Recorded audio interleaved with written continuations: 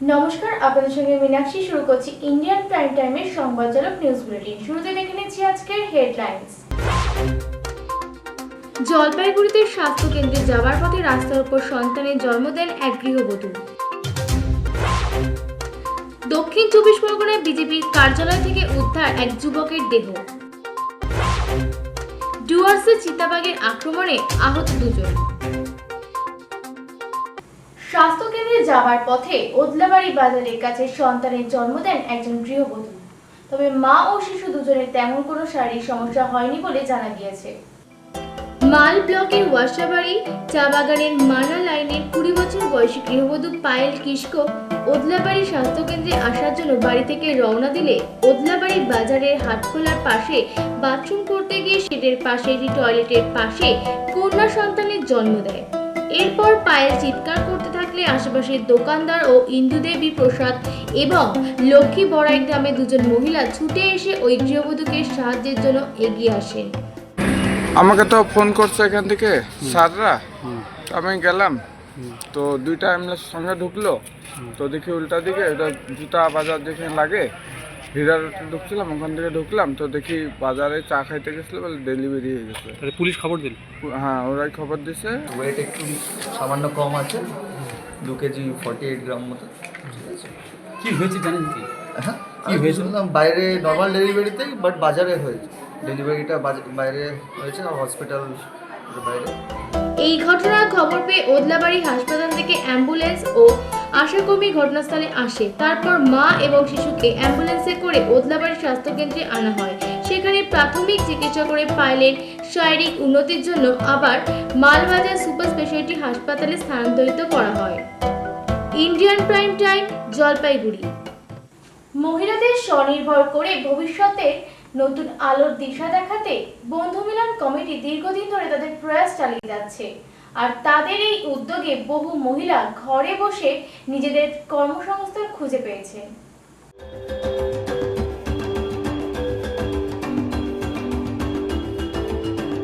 পিছিয়ে পড়া মানুষদের স্বাবলম্বী করে তুলতে একান্তভাবে সাহায্য করে চলেছে হুগলির হিন্দমোটরের বন্ধু মিলন কল্যাণ কমিটি। এই কমিটির কর্ণধার বাবলু সামন্ত মহাশয়ের হাত ধরে কমিটি রাজ্যের সমস্ত জেলা জুড়ে কাজ করে চলেছে। স্যার, প্রথমে আমি আপনার কাছ থেকে জেনে নেব বন্ধু মিলন কল্যাণ কমিটি প্রথম কবে থেকে শুরু হয়েছে?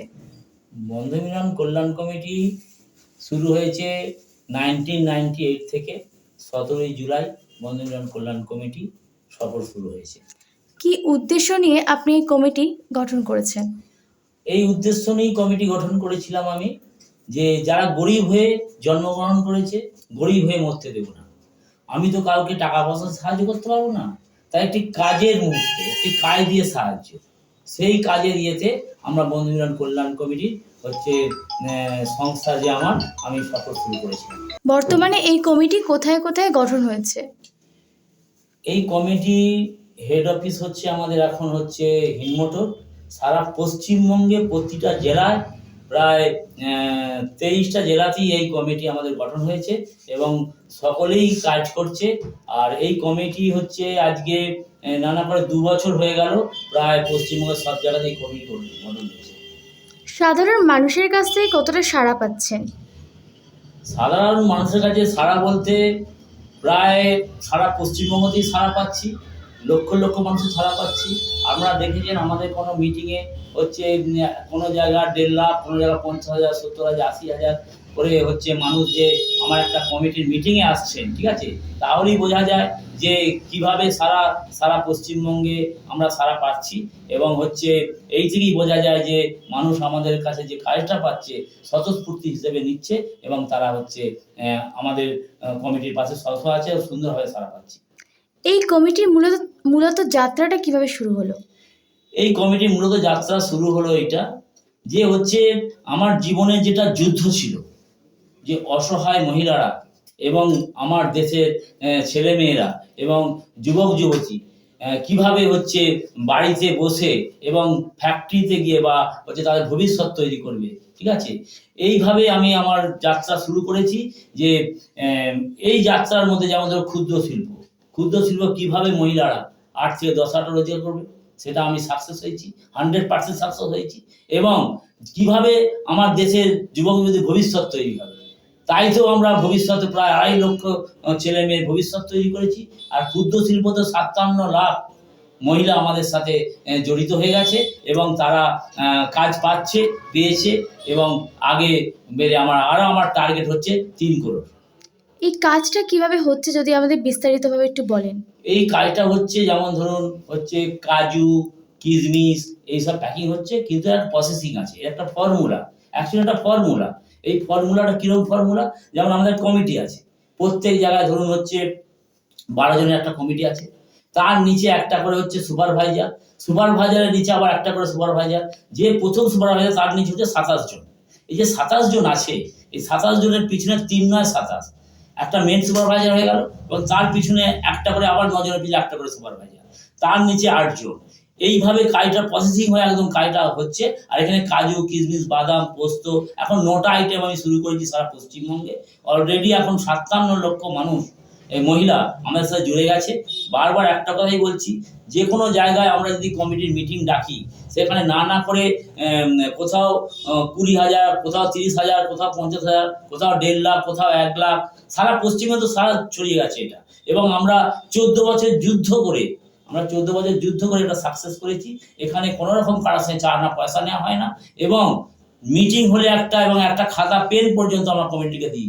এই জন্যে এই কমিটিতে যদি কেউ বলে যে কোনো চাঁদা পয়সা নেওয়া হচ্ছে, এটা সাফ সুতরা একটা সুন্দর কমিটি, এখানে কোনো বদনাম করার কাউকে জায়গা নেই। কারণ অনেক জায়গাতে এরকম বদনাম হয়ে এসছে, এবং এটা আমি আপনাদের মাধ্যমে আমি এটা হচ্ছে মানুষকে জানাতে চাই, দেশবাসীকে।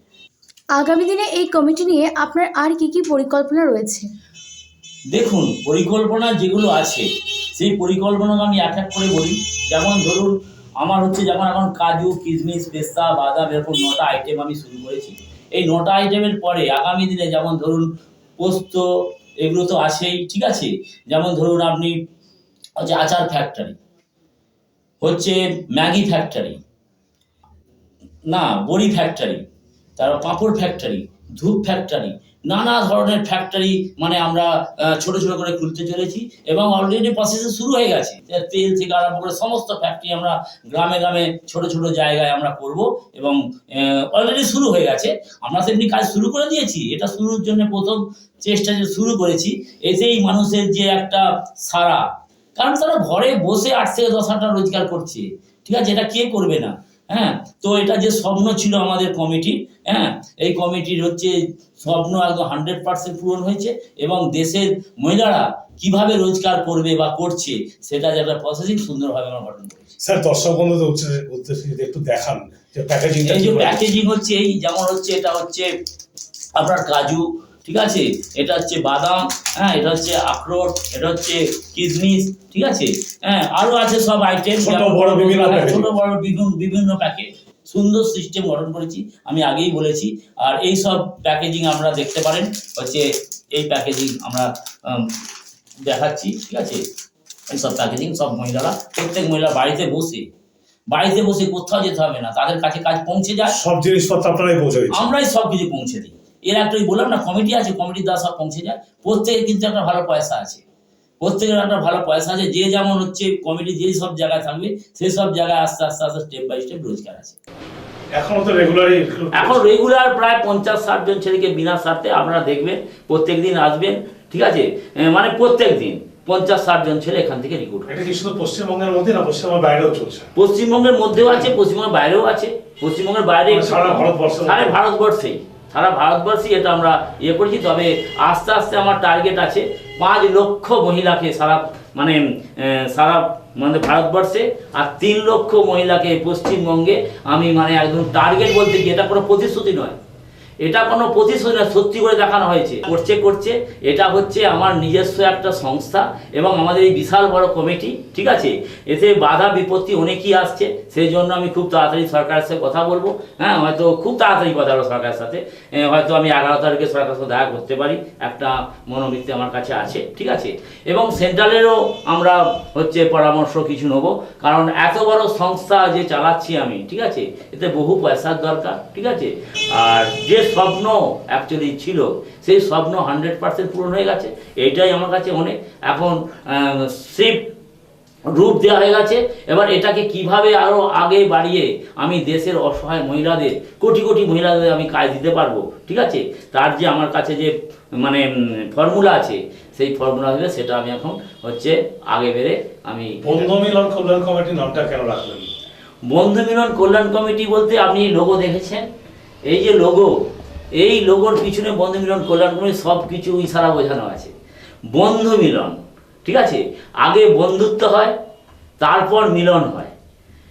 তো আমরা দেখেছি যে একটা ছোট বাচ্চাকে আমি ভালোবাসতে পারি, বন্ধুত্ব করতে পারি না।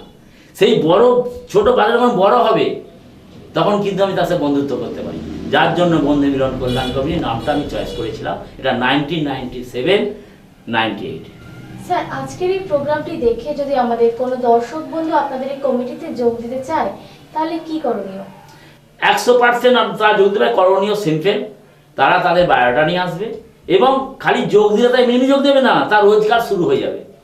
আমার কাছে কাজ হচ্ছে, তুমি যখন আমার আসো, তুমি কিভাবে আসবে? আগে আপনার ঘর সামলাবেন তো, আগে আপনার ঘর পরিবার সামলাতে হবে আপনাকে, তারপর তো তার জন্য আগে তার ঘর পরিবার সামলাতে তাকে একটা কাজ দেবো, তারপর সে আমার কমিটি আসবে, এসে কমিটির জন্য কাজ করবে। আপনাদের অ্যাড্রেস এবং ফোন নাম্বারটা একটু বলেন। অ্যাড্রেস হচ্ছে আমাদের অ্যাকচুয়ালি কমিটির অ্যাড্রেস হচ্ছে তারকেশ্বর, চাঁদুর, দক্ষিণ পাড়া, ঠিক আছে। আর ফোন নম্বর হচ্ছে 8388825285। দীর্ঘদিন থেকে বন্ধু মিলন কল্যাণ কমিটি ক্ষুদ্র শিল্পের মাধ্যমে মহিলা পুরুষ সকলকে স্বনির্ভর করে তুলেছে। এখানে মহিলারা বাড়িতে বসে নিজেদের অবসর সময়কে কাজে লাগিয়ে অর্থ উপার্জন করতে সক্ষম হচ্ছেন, পাশাপাশি পরিবারের পাশেও দাঁড়াচ্ছেন। চয়ন রয়ের report, Indian prime time, Hooghly.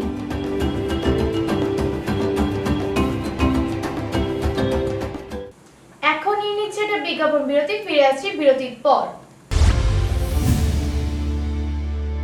KG থেকে দ্বাদশ শ্রেণী অবধি অভিজ্ঞ শিক্ষক মণ্ডলীর দ্বারা অত্যন্ত যত্ন সহকারে পড়াশোনা শেখানোর পাশাপাশি জাতি ধর্ম নির্বিশেষে সকলের পড়াশোনা শেখার সুযোগ এনে দিয়েছে মালদার কালিয়াচকের কচিকাঁচা মিশন। যোগাযোগের জন্য ফোন করুন 9734037520 এই নম্বরে। আপনার সন্তান কি খুব চঞ্চল, পড়াশোনায় একদম মন বসে না? তাহলে আর দেরি নয়, আজই চলে আসুন SGS ইন্টারন্যাশনাল স্কুলে, যেখানে মডার্ন ফ্যাসিলিটিস সহ থিওরির পাশাপাশি প্র্যাকটিক্যাল ক্লাস করানোর সাথে সাথে তাদের ব্রেন ডেভেলপমেন্টের জন্য বিভিন্ন গেমের সাথে ইনভলভ করানো হয়। তাই অ্যাডমিশন করতে যোগাযোগ করুন SGS international school, Baruipur, Canning road, south 24 Pargana. Phone 7980381045 or 9830168972। ফিরে এলাম বিরতির পর। মথুরাপুরে বিজেপি কার্যালয় থেকে উদ্ধার বিজেপির সোশ্যাল মিডিয়ার কনভেনারের দেহ। বিজেপির রাজ্য সভাপতি এই ঘটনায় দুঃখ প্রকাশ করে মৃতের পরিবারকে আর্থিক সাহায্যের আশ্বাস দিয়েছেন। মথুরাপুর লোকসভার বিজেপির সোশ্যাল মিডিয়ার কনভেনারকে নৃশংসভাবে খুনের ঘটনায় চাঞ্চল্য ছড়িয়ে পড়েছে ওই এলাকায়। কুস্তি থানার দ্বীপের মোড়ের কাছে বিজেপির দলীয় কার্যালয়ের ভেতর থেকে 33 বছর বয়সী পৃথ্বীরাজ নস্করের ক্ষতবিক্ষত দেহ উদ্ধার হয়েছে। এই পৃথ্বীরাজ স্থানীয় আটপাড়া এলাকার বাসিন্দা ছিল। তার ভাইয়ের সাথে আমি ভিডিও কলে কথা বললাম এবং কথা বলে আমরা দেখছি যাতে এটা কোনো কেন্দ্রীয় সরকারি হসপিটালে পোস্টমর্টম করানো যায় কি না সেই বিষয়টা আমরা চেষ্টা করছি যাতে সঠিক তদন্ত হয়। আমরা চাইছি সঠিক তদন্ত হোক, উপযুক্ত অপরাধীরা গ্রেপ্তার হোক।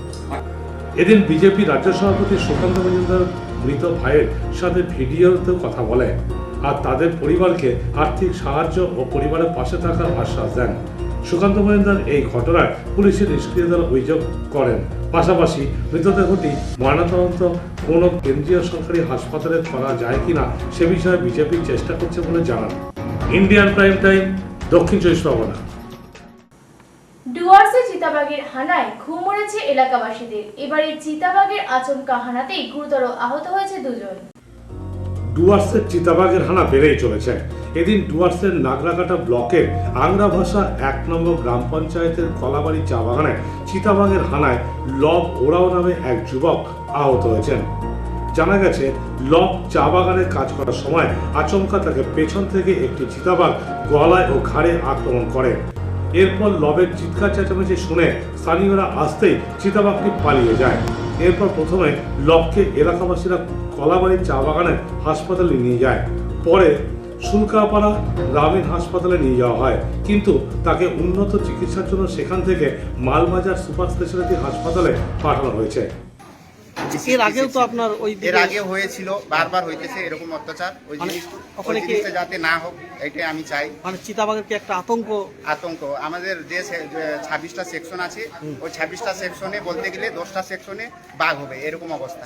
চিতাবাঘ কোনো ব্যবস্থা, কোনো প্রশাসন একটু আমাদের ও করতেছে, যে হেল্প করতেছে, যাতে এই জিনিসটা, এই আওয়াজটা উঠাইলো যাতে একটু হোক, যে একটু ট্রমাতে আছে, মানে ফিয়ার অফ ট্রমা, ভয়ে আছে। আমরা পেশেন্টটাকে প্রাথমিক ট্রিটমেন্ট প্রথমত কলাবাড়ি টি স্টেটে পাই, ওরা এখন স্টিচ করে। তারপর ওরা প্রাথমিক ট্রিটমেন্ট মোটামুটি দেওয়ার পরে আমাদের শুল্কপাড়া রয়্যাল হসপিটালে ট্রান্সফার করে। তারপরে আমরা এখান থেকে মোটামুটি ট্রিটমেন্ট দিয়ে আমরা তাকে মালবাজার রেফার করছি। এদিন সকালেও ওই এলাকায় চিতাবাঘের আক্রমণে ঝালো ওরাও নামে একজন মহিলা চা শ্রমিক আহত হয়েছিলেন। বর্তমানে তিনি মালবাজার সুপার স্পেশালিটি হাসপাতালে চিকিৎসাধীন অবস্থায় রয়েছেন। সকাল সন্ধ্যার চিতাবাঘের আক্রমণে এলাকাবাসীরা অত্যন্ত আতঙ্কিত হয়ে পড়েছেন। এলাকাবাসীদের দাবি, কলাবাড়ি চা বাগানের 26টি সেকশনের মধ্যে 10টি সেকশনে চিতাবাঘ রয়েছে। বন দপ্তরের নজরদারির পাশাপাশি এরকম ঘটনা যাতে আর না ঘটে সেই দাবিও তারা জানান। Indian prime time, Alipurduar. আজকের মতো সংবাদজনক নিউজ বুলেটিন এই পর্যন্ত। আবারও আপনাদের সঙ্গে জেলার আরো নতুন খবর নিয়ে ফিরে আসবো।